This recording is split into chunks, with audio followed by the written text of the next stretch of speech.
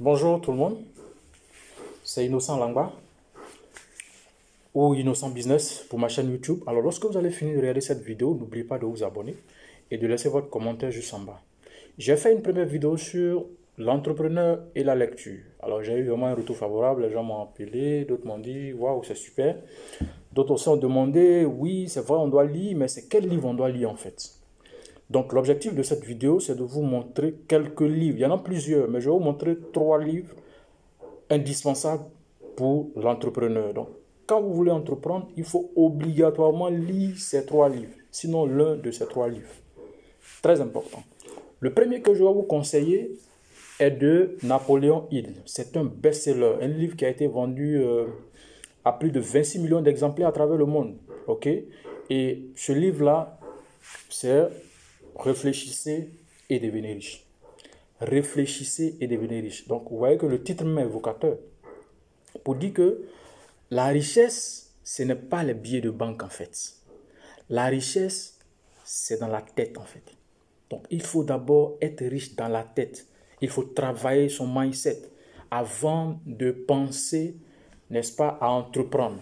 Donc, si votre esprit n'est pas préparé quand on vous donne de l'argent, vous allez voir que vous allez dilapider cet argent. C'est la raison pour laquelle ceux qui gagnent au loto ne prospèrent pas.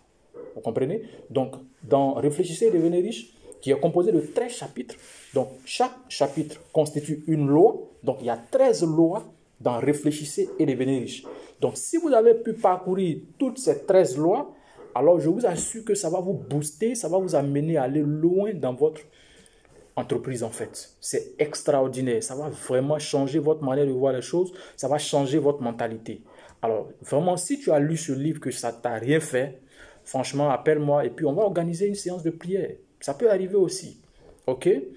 Donc, ce livre-là, je vous le recommande. Vous pouvez l'avoir à la Librairie de France, vous pouvez l'avoir sur Internet, sur Amazon, ou bien peut-être le résumer sur Google, ça dépend de vous. OK? Le deuxième livre que je vais vous recommander est de Robert Kiyosaki. L'intitulé c'est Père riche, Père pauvre. Ici, l'auteur veut nous montrer, veut faire la nuance entre l'emploi classique et les affaires.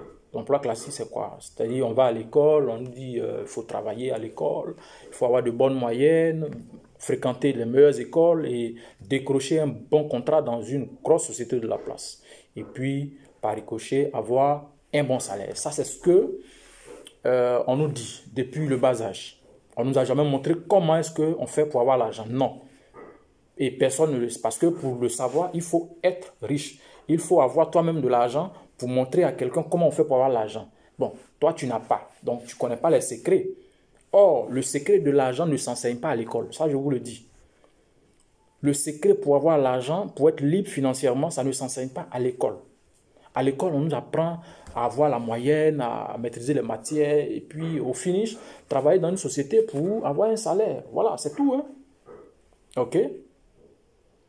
Donc ici, Robert Kiyosaki, son père qui était professeur, qui avait un salaire, donc son propre père, qui est ici le père pauvre, il se rend compte que son ami, le papa de son ami, qui est le père riche, vit très à l'aise en fait. Et un jour, il a posé la question à son papa, mais attends, pourquoi est-ce que nous, il y a des choses qu'on ne peut pas faire, machin? Tu vois, mon ami, son papa, voilà, voilà, voilà. Il dit, petit, il faut laisser ça. Il faut travailler, il faut travailler à l'école, et puis voilà, tu auras enfin, ils vont te recruter dans une société, de la place, tout et tout, et puis paf, voilà. Vous comprenez? Donc, le papa de Robert Kiyosaki, en réalité, ce n'est pas sa faute, parce que c'est l'ignorance qui a fait qu'il a dit ça. Il ne sait pas comment on fait pour avoir l'argent.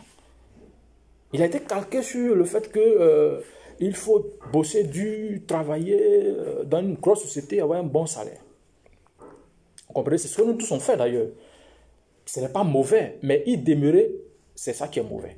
C'est-à-dire que tu acceptes d'être employé à vie, c'est ça qui est mauvais. OK? Donc ici, l'auteur met la nuance entre l'emploi classique et puis l'entrepreneuriat, donc les business. Comprenez?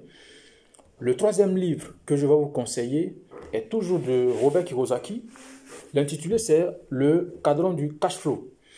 Ici, Robert Kiyosaki a divisé les emplois en 4 en fait, pour ne pas dire les hommes, en 4 grands groupes. Donc, vous avez les employés, vous avez les travailleurs indépendants, vous avez les hommes d'affaires, donc les businessmen, et puis vous avez les investisseurs. Voilà, vous avez les investisseurs. Vous comprenez? Alors, l'employé, c'est qui? C'est quelqu'un qui accepte d'échanger son temps contre de l'argent. C'est tout en fait. Il n'y a pas de définition. C'est-à-dire que tu vends ton temps moyennant de l'argent, c'est tout. Et c'est ce que nous tous on fait. Et quand on est dans cet engrenage-là, on ne peut jamais parvenir à la liberté financière. Ce n'est pas possible. Et les responsables de ces entreprises-là le savent. Ils savent qu'on ne peut pas s'en sortir. C'est pourquoi même quand tu veux prendre du crédit, les gens sont pressés pour que tu prennes du crédit. Parce qu'ils veulent te maintenir dans ça. Vous comprenez? Donc, les employés représentent environ 90% de la population. 90%. Donc, ça veut dire que c'est un système qui a été pensé, mis en place pour maintenir les gens dans la pauvreté. Donc, celui qui accepte d'être employé à vie, ça veut dire que lui-même, il accepte délibérément d'être pauvre à vie. Parce que tu n'auras pas le temps. Et généralement, ces gens-là, vous voyez leur expression, c'est le temps, c'est de l'argent. Oh non, je n'ai pas le temps, je vais au boulot. Le temps, c'est de l'argent. En réalité, il n'a pas tort parce qu'il vend son temps. Est-ce que vous comprenez? Donc, on achète son temps pour avoir l'argent. Vous comprenez? Mais les propriétaires d'entreprise, eux, ils ne pensent pas comme ça.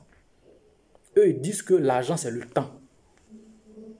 L'argent, là, c'est le temps. Si tu arrives à maîtriser le temps, si tu arrives à dompter le temps des gens, tu es riche.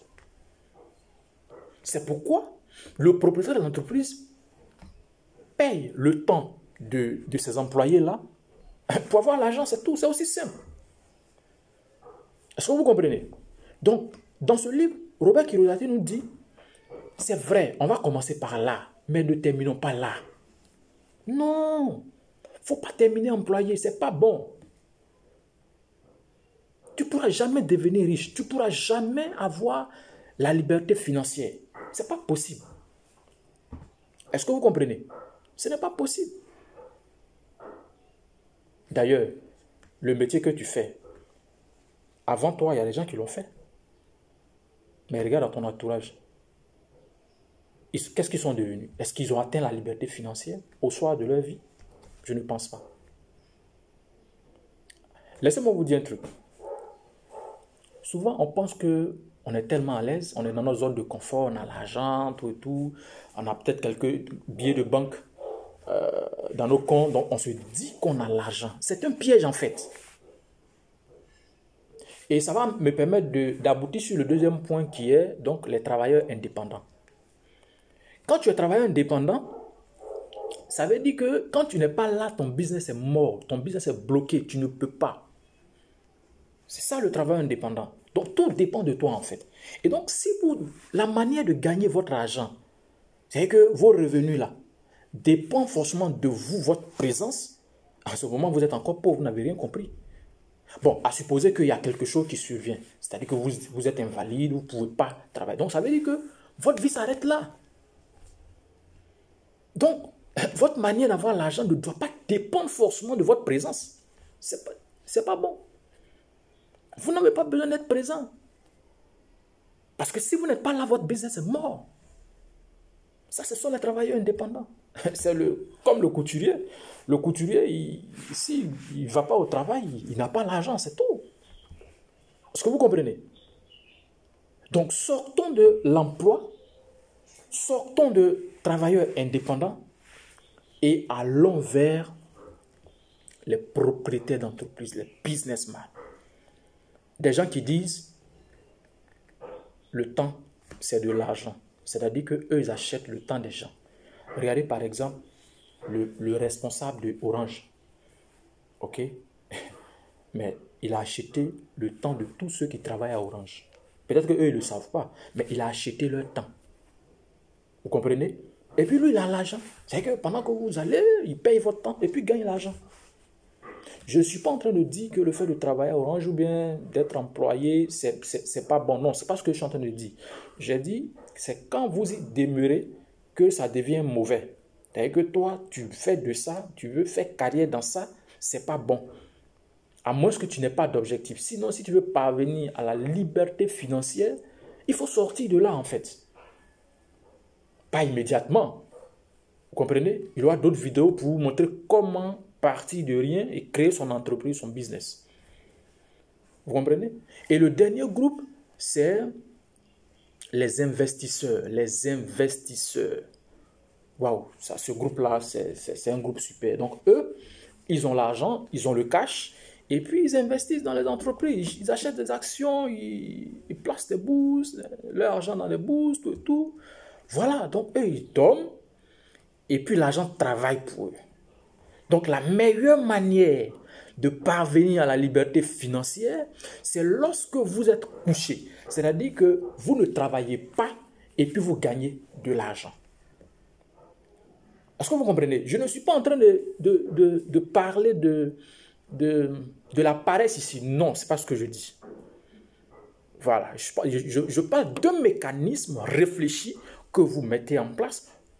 Peu importe votre présence ou non, vous avez de l'argent. C'est de ça qu'il s'agit en fait.